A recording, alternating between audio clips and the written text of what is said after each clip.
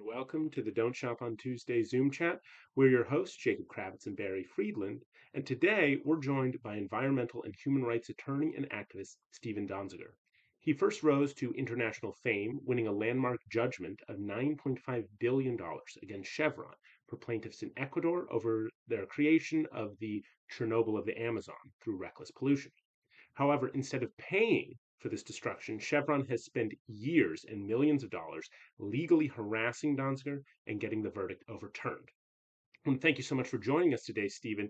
The results of that Chevron case presage the current weaponization of the Department of Justice against protesters and activist groups by the Trump administration.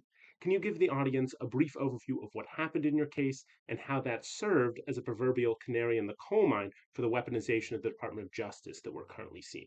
Yeah, so, I am somewhat of a canary in a coal mine in terms of what's going on now in the United States with the attacks on activism and the right to protest and free speech. Basically, several years ago, I went down to Ecuador and I began to represent Amazon indigenous and farmer communities who had a major pollution problem caused by Texaco, now Chevron. Chevron bought Texaco. What I discovered when I went down there along with a team of lawyers is that Texaco from like the mid 1960s to the early 1990s designed a system of oil extraction in the delicate Amazon ecosystem that deliberately dumped billions of gallons of toxic oil waste into rivers and streams relied on by the local communities for their drinking water, for their bathing, and for their fishing, which created a massive cancer epidemic and all sorts of health and environmental problems, not just for people, but for the entire ecosystem, including, animals and birds and, plant life and that kind of thing in this extremely biodiverse, very rich area of the planet. Mm-hmm. And, we organized a lawsuit on behalf of several of the communities against Texaco. Eventually, Chevron bought Texaco, so the Chevron became the defendant and was defending the lawsuit. The case was originally filed in the United States. They wanted it moved to Ecuador over our objections. They won that battle. We went down to Ecuador and litigated the case in the jurisdiction where they wanted it. And we litigated for years, 8 years, presented mountains of evidence, scientific evidence, testimonial evidence, and ended up with roughly a $10 billion pollution judgment against Chevron that the company has refused to pay. And instead of paying the judgment from the court where they wanted the trial held and where they had accepted jurisdiction, they sued me personally as one of the main lawyers. I live here in New York. They sued me in a New York court, claiming that the whole case was a fraud. And they sued me for $60 billion, which is the most amount of money anyone in this country has ever been sued for. I'm in my home now in Manhattan. It's a 2-bedroom apartment where I also have my office. I work independently along with lots of other lawyers who also work independently on this case. And they hired literally 150 lawyers and multiple big law firms to try to destroy my life. And this was really the first big corporate slap harassment lawsuit really filed against an individual in modern times. And I got hit with really the most vicious corporate attack against a lawyer that's probably ever happened in the history of this country. To make a very long story short, I ended up spending almost 3 years detained. What they did, since I wouldn't give up, they convinced a judge to charge me with criminal contempt of court for refusing to give them my computer and confidential case file, which would have violated my ethical duties to my own clients and was patently illegal. But they were all working with the judge to try to really undermine the communities and by really going after me. And the judge charged you with this ridiculous crime. I mean, no lawyer has ever been charged with a crime for doing his or her job properly, which is what I was doing. And when the local prosecutor, the federal prosecutor, predictably refused to prosecute me on these, bogus charges filed by a judge, the judge appointed a Chevron law firm to step into the shoes of the U.S. government to prosecute me. This is the first time in history and the only time that I'm aware of this country that any person has been prosecuted by a private corporation in the name of the government, a criminal prosecution. And they also detained me prior to trial. It was a misdemeanor, the lowest level federal offense. It was baseless, but it was a very low level offense. I obviously have no criminal record. I'm a lawyer in good standing, had never had even a single complaint against me by any client over my entire career. And they locked me up prior to trial in my home, where I'm now, with an ankle bracelet. I couldn't leave for 2 years and 2 months before I could even get a trial on a misdemeanor charge where the maximum sentence was 6 months in prison. It was a brazen, really corporate political persecution done with the encouragement and complicity of a U.S. federal judge. And, this is sort of what you read about, the kind of stuff you read about happening in Russia or Saudi Arabia or Turkey, where political opponents of the government get attacked with bogus cases and locked up. But it happened to me here. Now, the reason I say I'm a canary in a coal mine is because I do think that case really foreordained a lot of what we're seeing now in a much more intensified way under the Trump administration. You think that you scared them that much? I mean, obviously, that if they had paid the judgment, that would have been the first domino to fall. That you guys were so effective in winning that suit that that if Chevron had paid, then that would have opened the floodgates for other attorneys to come in where such damage had happened. I think you really hit the nail on the head. Chevron is one of many big oil companies that, in my estimation, have hundreds of billions of dollars, even trillions of dollars of legacy environmental liability floating around the world in various countries, including the United States. So the last thing they want is a group of talented lawyers like myself and other lawyers from the US and other countries helping communities that have no money. I mean, you need money to do these cases. I help raise money from donors and investors. It takes funds to go up against a behemoth like a big oil company. We were able to get at least enough funds to get in the game. I mean, most Hmm. people who represent clients like ours can't even, get past the first month because the corporate strategy is to overwhelm you with motions and hassle and depositions and subpoenas that you just can't put up with it because it all costs money to deal with. So we really figured out how to create a economic model in a human rights case that allowed these communities with no money to sustain this case year after year, with the ultimate result of putting an enormous amount of financial risk on Chevron. So, by the time we actually won the case and they owed the money, rather than pay the money, they went after me. And in my opinion, they really did this for a couple of main reasons. One is they didn't want to pay the money to these indigenous communities that they had poisoned. And number two is they wanted to destroy the idea of the case. In other words, they not only wanted to win the case, they wanted to kill off the idea of the case. And they thought Hmm. they could best do that by destroying the lawyer or the lawyers who brought it, because they're really trying to use what they did to me as a mechanism of intimidation to warn other lawyers and other advocates and other campaigners in this country and around the world that you're not to do this kind of work, or if you do it, don't do it at such a successful level that you're actually going to put billions of dollars of our assets at risk.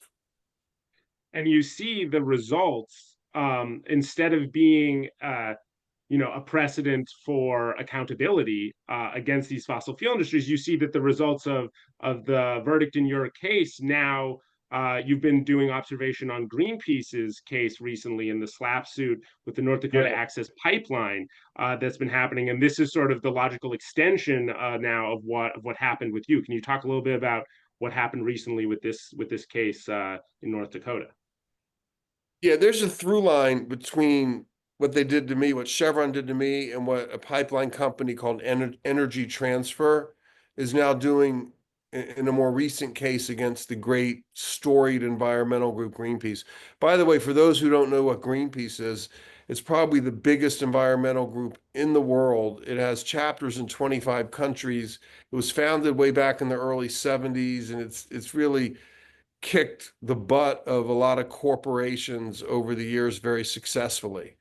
So, you know, basically, if people think back to 2016 when the Dakota Access Pipeline was being built, from northern North Dakota down to Illinois to carry oil that was being fracked in North Dakota to the Mississippi River for transport down to the Gulf and ultimately to be exported to the rest of the world. This pipeline was crossing a lot of sensitive territory, indigenous lands and the like. And there were massive protests. 100,000 people came out to protest in North Dakota. They built encampments. They stayed there for months. And the pipeline company, Energy Transfer, and its CEO, a billionaire tycoon named Kelsey Warren, who's a Trump ally and a complete right-winger, got so mad at these protesters who were exercising their First Amendment right to engage in advocacy that he decided to sue Greenpeace way back in 2017. This is what's called a slap harassment lawsuit, meaning the lawsuit was really not about resolving legitimate legal claims because there really were none. The lawsuit was about weaponizing the courts to create burdensome litigation that would bankrupt the target. And again, like they tried to do to me, use it as a message of intimidation to the rest of the environmental justice movement.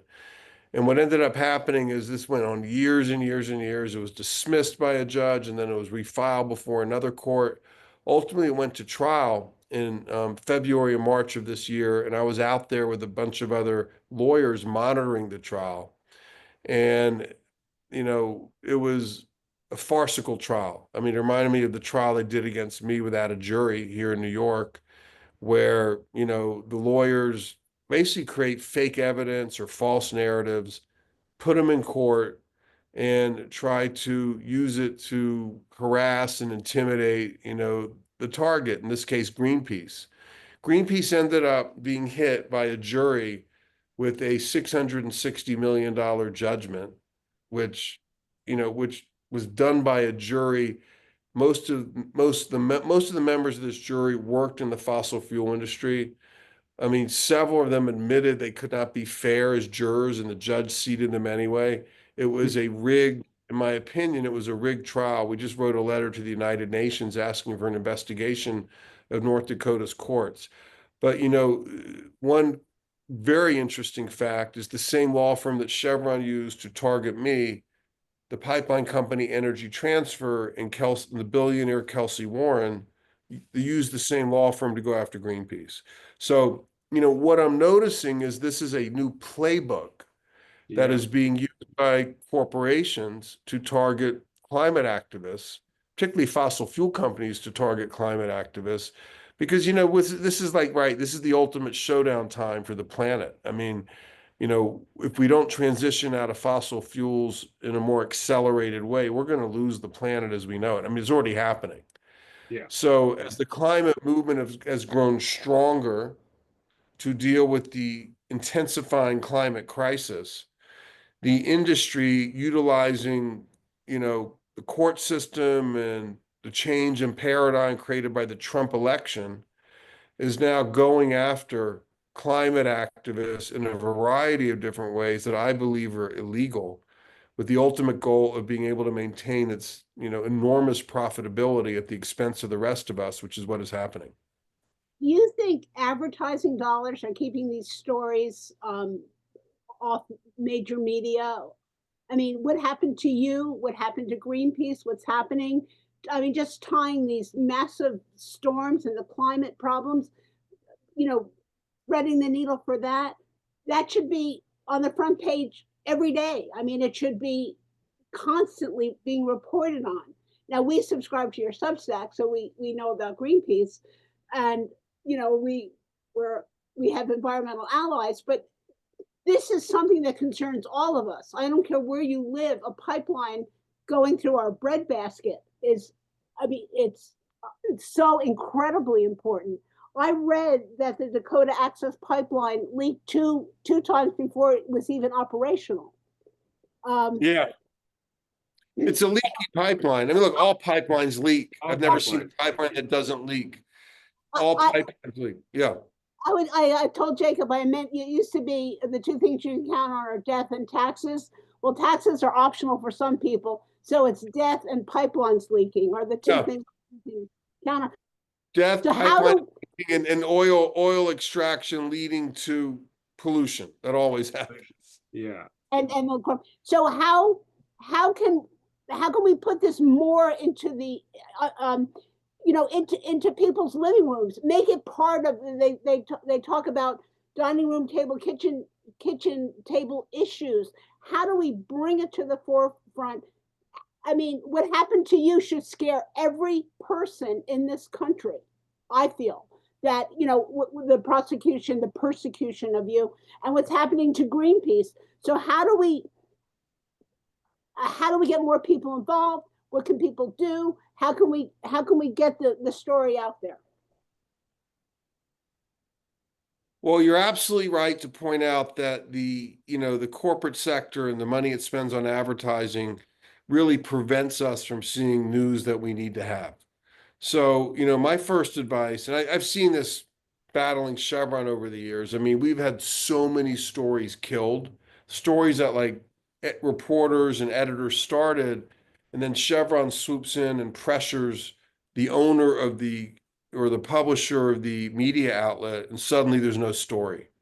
Or, suddenly there's actually a story about Chevron, like who's getting paid off. So this has an enormous influence on what people are exposed to with the corporate media, or the media that depends on corporate advertising to survive, which is MSNBC, CNN, obviously Fox, the New York Times to a great degree, the Wall Street Journal, all the major newspapers. So obviously the solution is to go get news from other sources. And, I have my Substack, I have my website, freedonziger.org. By the way, I'm still not totally free because I can't leave the country. They took my passport and won't give it back. So, and I post on Instagram, and I do what I can for lots of causes, including the one in Ecuador. But obviously there's some wonderful journalists out there who are now operating independently. I mean, a great example is Chris Hedges. I don't know if you guys know him, but like Chris Hedges won a Pulitzer Prize reporting for the New York Times in 1995. One of the most brilliant war reporters ever in the history of this country. I've known Chris since the 80s because I used to actually be a war correspondent before I became a lawyer down in Central America. And Chris had to leave the New York Times because they wouldn't publish truthful stories or balanced stories. And he now has a Substack. But we see this time and time again with some of the best journalists in the country, including a whole slew of reporters that just left the Washington Post after Jeff Bezos came in and tried to reshape that to be from like a pretty damn good newspaper, even though it was a corporate newspaper, to now like a pro-Trump, kind of biased newspaper. So you're seeing these, I would say, enormous shifts in the media landscape. I mean, people are moving away from corporate media, and that's a good thing. And it's a very fractured media landscape. I don't think that's a bad thing, but people need to understand, like, I read the New York Times every day, but I read it really mostly to see what the editors are thinking and how they're curating the news. Because the purpose of the New York Times and CNN, to me, is not to inform us so we become empowered as citizens. It's really to curate the news in such a way that it can preserve the system and the mythology that's built into the American system, which is things like we live in a democracy, we live in freedom, we're a good country, we might make mistakes, but we fundamentally support human rights, et cetera, all of which are highly questionable propositions. So, but when you read these or watch these outlets, you need to be aware, you need to look at the information critically. I mean, there is information in there that's really useful, but it's just the beginning of the story, not the end. So, the reason a lot of people have not heard about Chevron's Amazon Chernobyl in Ecuador is because Chevron is a very heavy advertiser of every one of these corporate media outlets. I mean, man, there were outlets like Harper's or The Atlantic that wanted to write about this environmental disaster in Ecuador that's still killing people to this day. And so, and they'll contact me or someone on our team, and suddenly I notice they lose interest, and Chevron's running a bunch of ads in their magazines. I mean, I'm Mm, telling you, this happened yeah. time and time again. So it's But that challenging. seems like a lot more of the old style, old style of sort of drowning things out by with money and sort of killing the stories, where we've sort of entered into with your case and with this more recent one, sort of entered into this new space where the justice system is being used directly as a cudgel against, sort of, rather than being used as a mechanism for accountability, it's being used as a mechanism for sort of repression and intimidation.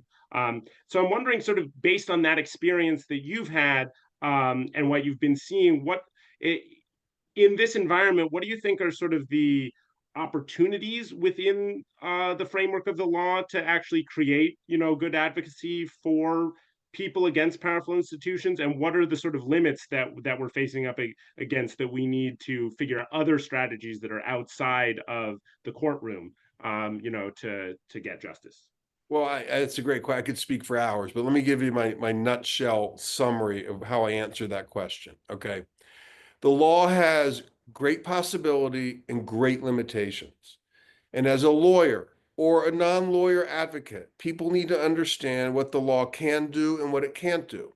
What I learned over the course of my legal career, and by the way, I'm disbarred now. I'm the only lawyer disbarred without a hearing in New York history because Chevron orchestrated it without evidence. But I still do my advocacy. I just can't do it in Mhm. court. But putting that issue aside, um, it's really important to look at advocacy as a big picture, multi-platform opportunity, of which the law and the courtroom is one component of many. Lawyers are trained to think all problems can be solved within the four corners of the courtroom or the law, and most of these problems need a lot more than that. They need creativity. They need, communities that don't have money, excuse me, as the Amazon communities in Ecuador, they don't have money as we know it. Not that they're not wealthy because they have the forest, but they don't have money to hire lawyers. They have a lot of leverage if people can think creatively. And, the way we solve problems, for example, how do we get resources to do the case, is the communities offered percentage shares of their judgment for money that could be used to fund the case, in promise of paying that back should they get a recovery through the case. And I actually believe what most terrified Chevron about what I was doing was not winning a $10 billion judgment, which we did. And they did not like that. But what most terrified them was the economic model behind the case, because if it were to be replicated, there could be 25 cases like this going on at any one time around the world that would actually threaten the existence of the company and even the industry. So Mm, that's why they hired literally dozens of law firms to go after us. And I actually believe they spent, probably more money fighting the case than they could have spent just settling the case and helping the people they poisoned, rehabilitate their lands and waterways so they could live in peace. Because this was a big picture problem for them. So, and that was the result of a lot of factors that we really employed against them. And of course, they then came back at me and used what they could, including, to me, outright corruption of the legal system. So I agree with you, Jacob, that it is a little more sophisticated now on the corporate side, because really, since we started the case, I mean, I'm almost embarrassed to say we started this case 31 years ago. That yeah. those were naive days. That was when the law, people actually thought the law would work at least somewhat as promised, at least in Mm, the environmental space. And what I've seen over time is, as the corporate sector, the Koch brothers funding network, Leonard Leo with the Federalist Society, they started to gain a real power over our judicial system. such that now to do like a human rights case of this magnitude, you're scaling a much higher mountain than you had to scale back when this case started. Judges are more hostile. It's harder to get a fair judge. The law is not as good as it was back then because our conservative appellate courts, including our Supreme Court, have issued a number of rulings that make it difficult for foreign plaintiffs and human rights victims to actually bring cases in court. And again, that just underscores my point. You need multi-platform advocacy. You need to understand how to operate in court, out of court, how to create power, how to create leverage. And there's a real art to it. And I can promise you, as someone who went to Harvard Law School and I've actually lectured at least 25 law schools around the country. There are no courses right now where this kind of multi-platform advocacy is taught.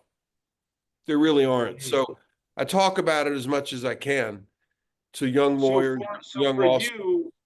So for you, where, as you look around, because that it's a lot of, problems and obstacles in the way of sort of achieving both justice in the short term and climate stability in the long term. What, as we're wrapping up, what do you, as you look about, what sort of does excite you within the space? Who do you think as an advocate is doing some of that creative work and is really sort of rising to meet the moment? Well, look, there's some incredible lawyering going on out there and advocacy. I just want to salute the ACLU, first of all, because they have really taken the laboring oar around the country of dealing with all these Trump attacks on free speech, the abducting students off the streets of this country and sending them into these ICE detention centers without due process. No one's even charged with a crime. The use of the Alien Enemies Act, which is a joke from a legal standpoint, but they're sent, 250, immigrants to El Salvador without due process of law, to this torture chamber of a prison down there. So the ACLU has taken on a lot of these cases. And even though the Trump strategy was to go out really hard and fast so courts couldn't keep up, courts are now catching up. And I would say, at least so far, our legal system is holding somewhat strong in terms of holding Trump accountable. And I think that's a good sign, although obviously it's not as good as it should be to deal with the nature of how far he's going and how fast he's going to violate people's constitutional rights. So, I mean, that's a good sign, the ACLU. On the climate side, there's all sorts of NGO groups that take on big cases, like Client Earth out of London is doing some great work. And, Climate Defiance, not a legal group, but an activist group that engages in disruptive activism, confronts people in major decision-making positions in our society with the horror of what's really going on with the planet. And by the way, this is all sort of getting lost with the Trump chaos and the Trump power grab.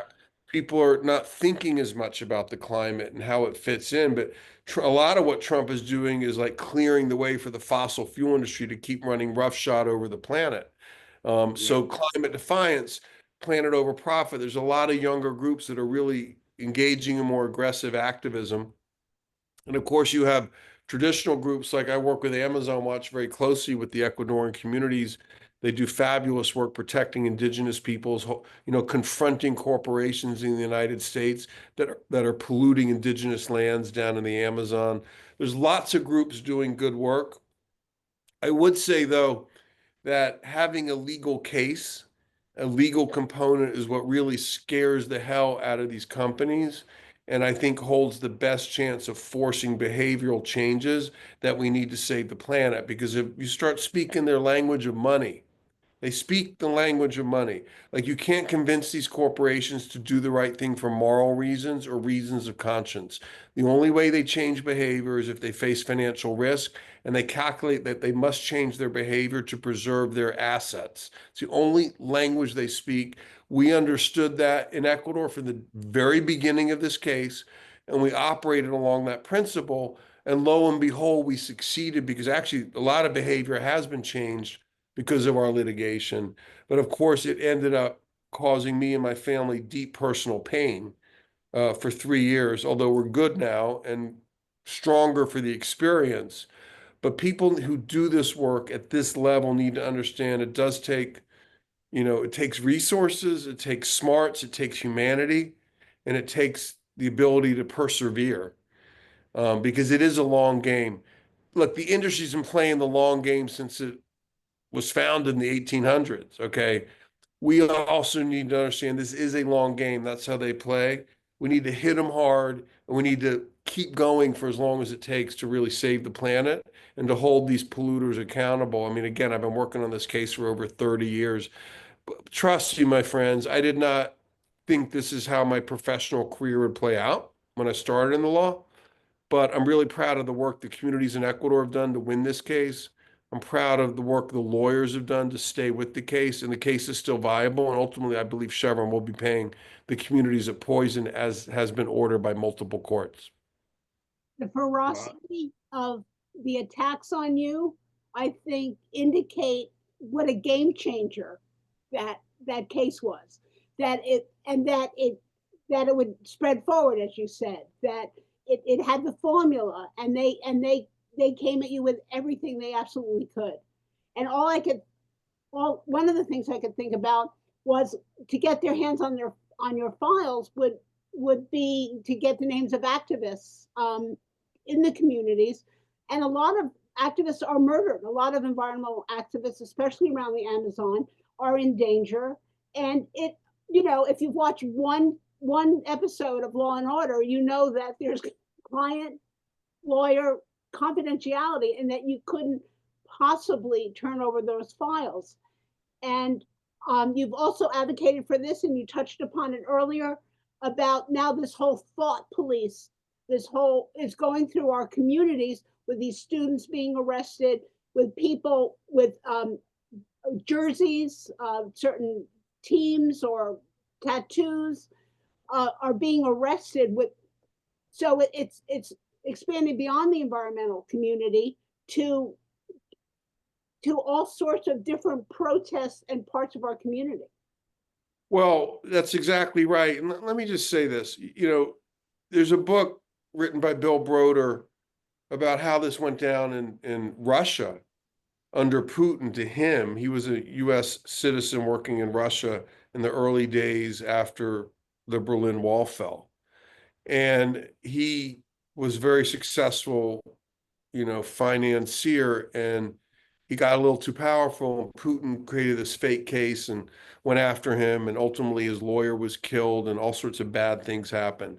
And you're seeing this methodology. You see it in Turkey, Saudi Arabia, Hungary, Poland, lots of places. And the authoritarian power grab that Trump is engaged in is really modeled on this kind of thing. Now, I want to point out what happened to me. Trump was not in power. What happened to me happened because of a pocket of the federal judiciary got completely dominated by Chevron, its lawyers, and the Federalist Society, and they wanted to use me as an example.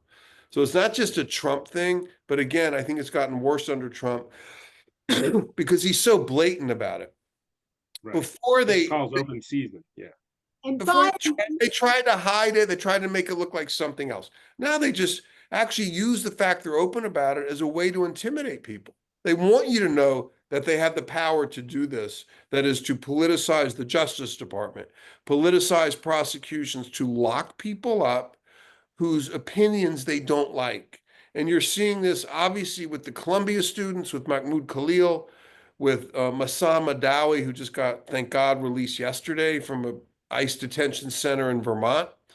But there's dozens and dozens of these foreign students who, because they peacefully protest against, Israel, the atrocities Israel is committing in Gaza, they're getting locked up with no hearing. I mean, this is no different than what happens in the worst authoritarian countries in the world, including China and North Korea. It's happening here. And what country allows a private corporation to criminally prosecute and lock up an activist. Yeah. That happened in the United States to me. So, yeah, I mean, this is an increasing phenomenon. I will say one of the challenges those of us, like the three of us, face in calling attention to this is a lot of times it's hard to understand what's happening. People give so much credence and credibility to judges and to courts. They just assume, usually, if there's a case against someone, then there must be something real there. Or if someone gets convicted of a crime, in my case, a non-jury trial misdemeanor, couldn't defend myself over my confidential case file. Well, if that happened to me, I must have done something wrong. Like people just assume that. Nice guy, did his best, cares about the people of Ecuador, but he probably messed up somewhere. That's why this is happening to him. So just by bringing these cases, they're able, in many instances, to persuade the public that they're right. You know, if you just bring a case and keep it going for a bit, people assume that the target did something wrong with no trial, with no trial, with no evidence. So, you know, it's to the right wing that wants to suppress dissidents, suppress dissent, suppress opinions they don't like, consolidate more and more power. The oligarchy in this country, what Barrie and AOC have been railing against in these rallies, they like this. They basically have captured government, or a good portion of government, and turned it against the people. Remember, I mean, I hate to get so basic, guys, but like when I grew up in the 70s and 80s, like Ralph Nader was using government to create agencies and mechanisms to protect the people from corporate abuse. And Yeah. what's happened over my career, as I really look at it, is that's changed from the government protecting the people. I mean, not always, obviously, it's got more complicated. Basically, that was the purpose of government, the fundamental purpose, to government being used as an instrument of corporate power to abuse people. That is the most fundamental shift in our society that I've seen over my lifetime, and it's distressing. But a lot of people don't get it. They don't know it. It's being hidden by the media. But I'm just telling everyone, get information from independent news sources, open your eyes and try to see clearly what is really happening, because this is my final point. If we can't see it clearly, how do we come up with strategies to deal with it? If you're stuck Absolutely. in the muck and you know it's wrong, but you're not clear about what exactly is wrong or what exactly has happened, it's very difficult to change it, or at least do it efficiently, you know? So we need to start by getting information and really understanding what's happening in a clear way.